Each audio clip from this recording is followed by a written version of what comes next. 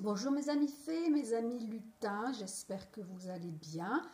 Après une période et même toujours dans une période où nous pouvons nous sentir un peu ou beaucoup submergés par toutes les émotions qui nous traversent, par tout ce brassage et j'espère que vous arrivez à faire comme une petite embarcation sur l'eau ou voire sous l'eau parfois, suivre le courant tout en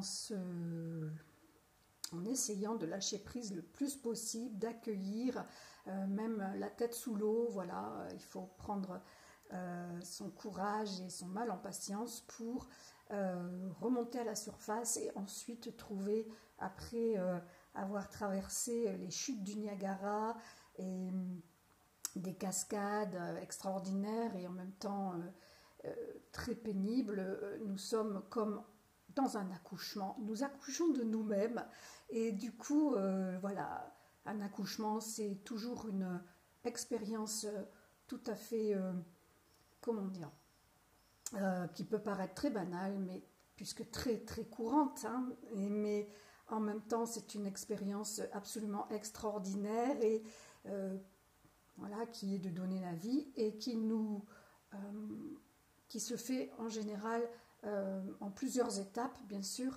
Et là, nous sommes en pleine contraction de l'accouchement, en pleine contraction pour, euh, pour arriver, bien sûr, à la naissance et donc à ce qu'on appelle la délivrance aussi, hein, la délivrance. Donc, nous y arrivons, nous sommes en plein cœur de l'action et bien sûr, c'est celle qui est la plus difficile à gérer. Voilà. Donc, parce que douloureuse et donc ne pas céder à la panique et accepter, faire confiance et se croire en soi pour mener à terme cette belle naissance, renaissance. Alors, cette guidance pour la nouvelle lune du 22 mai qui ouvre la porte au signe du Gémeaux, de la communication, eh bien, j'ai donc plusieurs oracles, comme vous pouvez le constater, et on va rentrer dans le vif du sujet pour ne pas faire trop long, car je suis assez bavarde, vous le savez.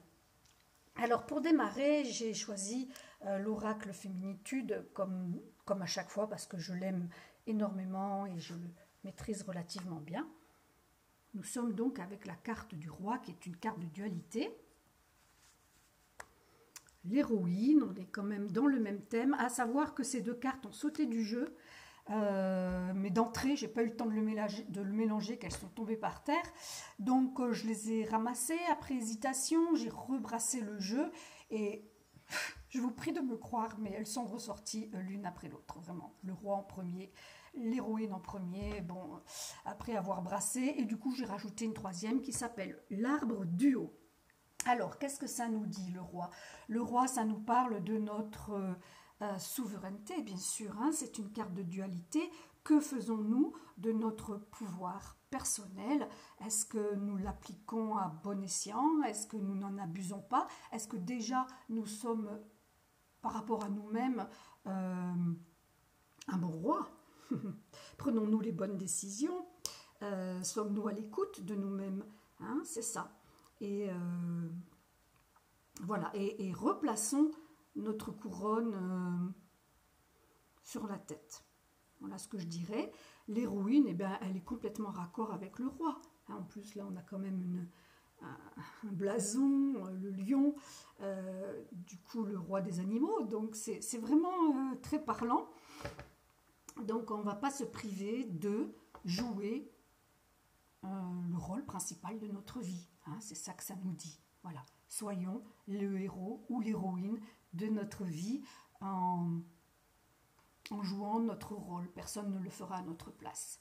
Et alors, le conseil, enfin, ce qui serait intéressant de faire, c'est d'être dans une créativité, puisque les arbres dans cet oracle sont des cartes de créativité, ce serait d'être vraiment en arbre duo, c'est-à-dire en coopération avec les autres et en particulier en coopération avec le féminin, le masculin.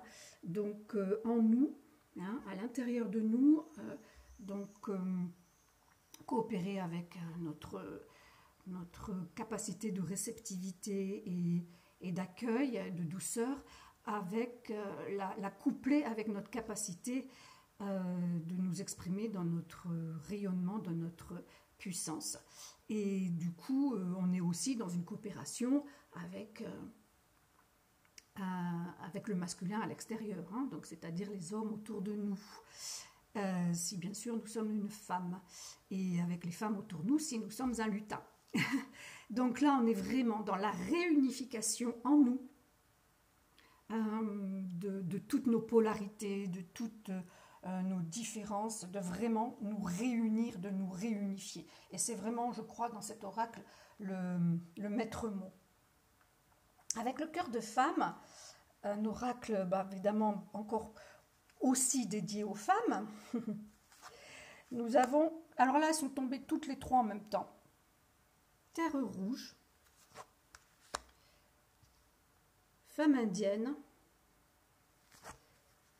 et licorne. Alors, dans ce jeu, toutes les cartes ne sont pas rouges, mais là, les trois qui sont tombées sont de la couleur rouge, et j'ai trouvé ça quand même assez synchrone. Ce rouge, c'est bien sûr la couleur du chakra racine, donc de notre ancrage à la terre. Cette terre rouge, elle parle des cycles, de nos lunes, et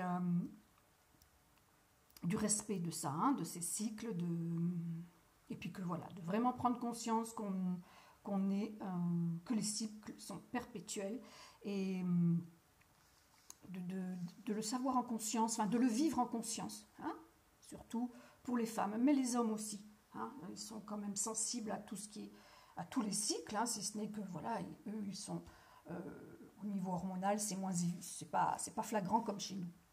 La femme indienne, elle nous connecte à quoi? Elle nous connecte à notre femme libre, notre femme sauvage, la femme connectée complètement justement à ses cycles, à la nature, à tout ce qui est vivant. Et puis donc aussi aux autres femmes, on la voit, elle chante, hein, elle a comme un souffle comment dire, comme des étoiles en fait, hein, qui sortent du souffle de sa bouche. Évidemment, elle a une superbe chevelure, un cœur énorme, et elle regarde vers le ciel dans une sorte d'incantation. Donc on est vraiment dans la femme reliée à elle-même, à tous ses pouvoirs et capacités. Donc voilà, ça nous rappelle un peu l'héroïne et le roi, on est là-dedans. Et la licorne qui est vraiment un symbole extraordinaire, hein, qui est le symbole de la pureté. On est dans le rouge et dans le blanc avec ces trois cartes. Hein. Donc la licorne qui est la pureté, l'innocence, et surtout on est quand même le message le plus important de la licorne, c'est la guérison, l'énergie christique. Voilà ce que symbolise cette licorne. Et du coup, ça nous dit de vraiment, en lien avec notre enracinement, notre attachement à notre terre intérieure, tout comme notre attachement à Gaïa, de vraiment exprimer la femme guérisseuse, ou l'être guérisseur, que nous sommes pour nous-mêmes et pour les autres. Voilà. Donc c'est vraiment un message sublime. Avec l'oracle bleu, nous avons le chagrin qui est à gauche, qui parle de tout ce que nous traversons émotionnellement, de ce que nous avons traversé, de tout ce qui a été nettoyé, enfin en tout cas je l'espère que vous êtes sur ce chemin-là, de vraiment nettoyer tout ce qui est négatif et qui a eu raison d'être, mais qui avait besoin de vraiment être approfondi, creusé, pour remonter tout ça à la surface et s'en occuper entre quatre yeux, on va dire. L'âme sœur et la lumière.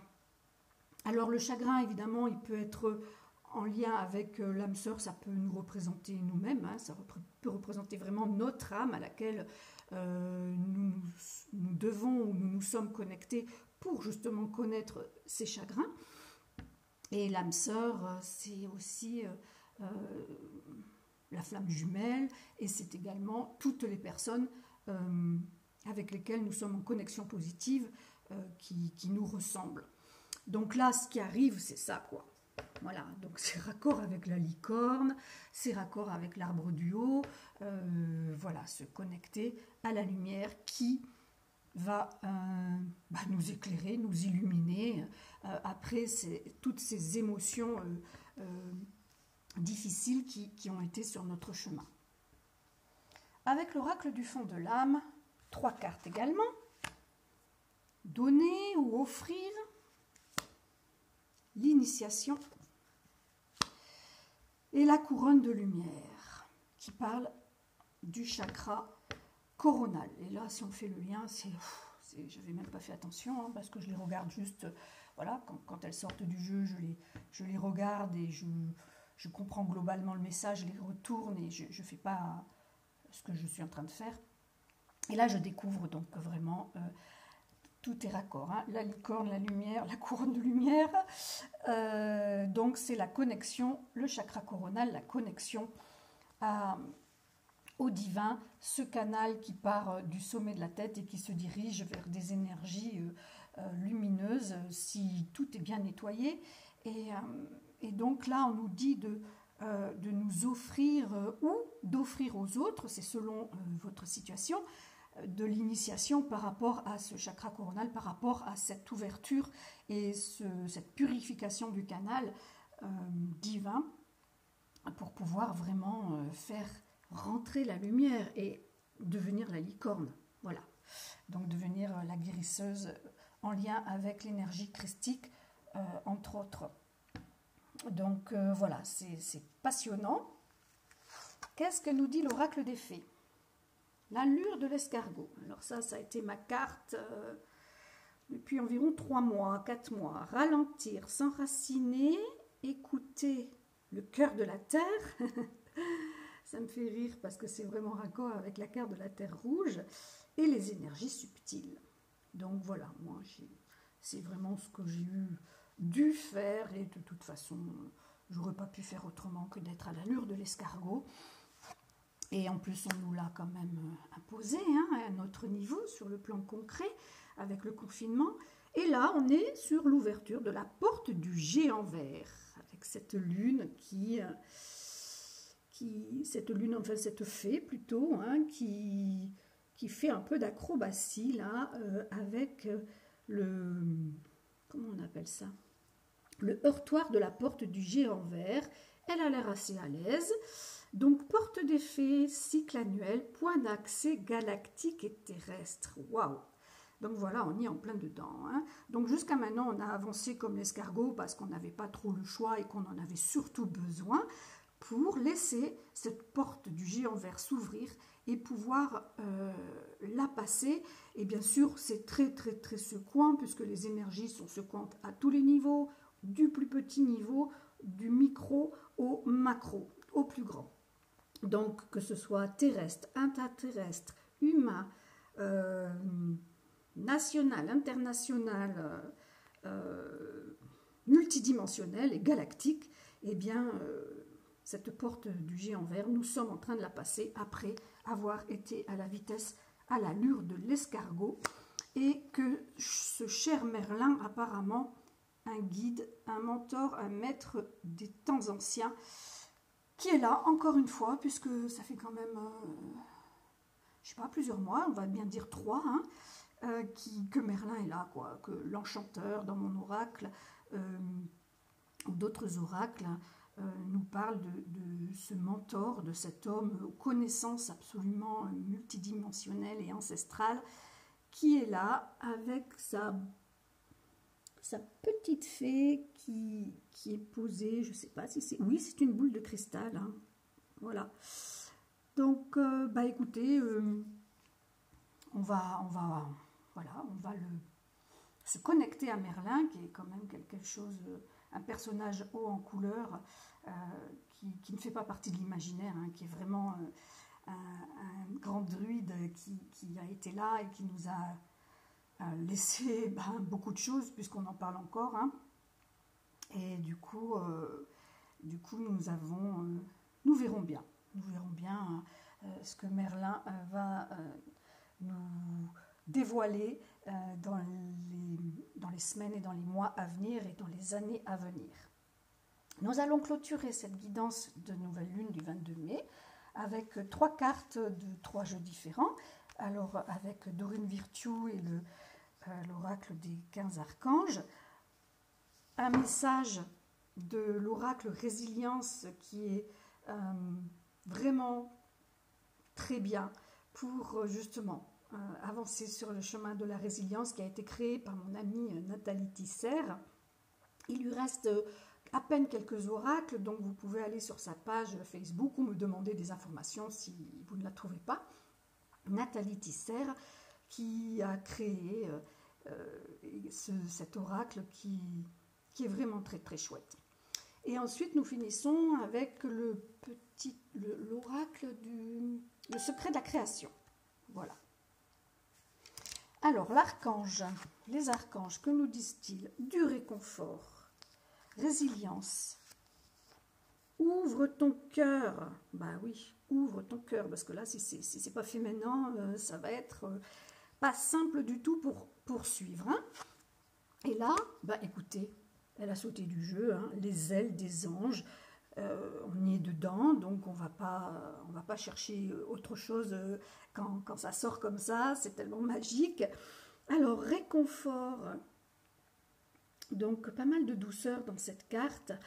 Et l'archange Azraël qui dit « Je suis avec vous lorsque vous êtes dans le besoin afin d'aider votre cœur à guérir. » Voilà, on est encore dans la guérison émotionnelle pour pouvoir libérer notre cœur, libérer nos émotions lourdes, les chasser avec une grande chasse émotionnelle et pour pouvoir l'ouvrir.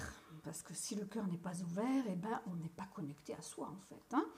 Donc voilà, demander du réconfort, se réconforter, chercher du réconfort auprès des anges, auprès des amis, partout où on peut aller chercher du réconfort pour l'ouverture de ce cœur, les ailes des anges, le rêve et l'imagination.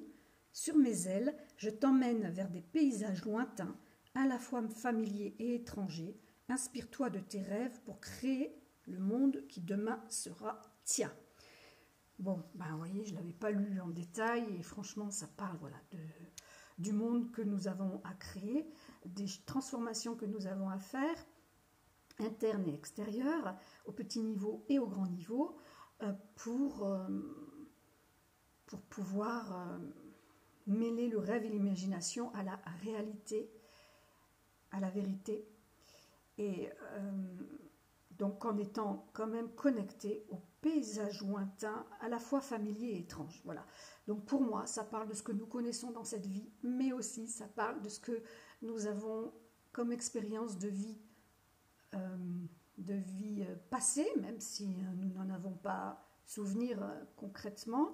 Bien sûr, dans notre inconscient, on a ces souvenirs, et aussi, je dirais, au-delà des vies karmiques, de nous souvenir des vies galactiques, de notre origine galactique, en lien avec la source. Nous sommes tous originaires de la source, mais entre le moment où nous sommes nés de la source et le moment où nous avons fait une ou plusieurs incarnations, eh bien, il y a certainement plein de choses qui se sont passées, et je crois que voilà, nous allons pouvoir toucher du doigt toute cette réalité extraordinaire, magique et hautement spirituelle, si nous avons, bien sûr, pris notre pouvoir, notre souveraineté, si nous reprenons les rênes de notre vie de façon alignée, et si nous avons travaillé sur nos émotions lourdes, et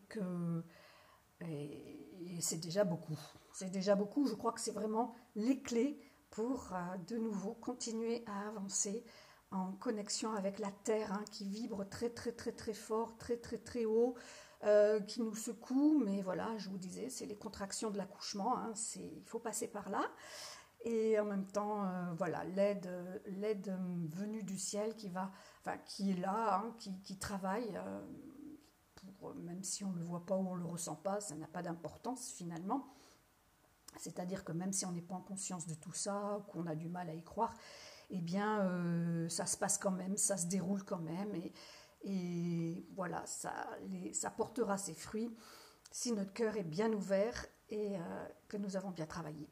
Voilà, je vous embrasse très fort, j'ai quand même fait 20 minutes, je voulais faire moins, mais bon, c'est pas grave, je vous embrasse très très fort, j'espère que cette vidéo vous permettra de rester confiante dans l'avenir, confiante en vous surtout, hein, et parce que c'est nous qui détenons notre futur, notre aujourd'hui, notre demain.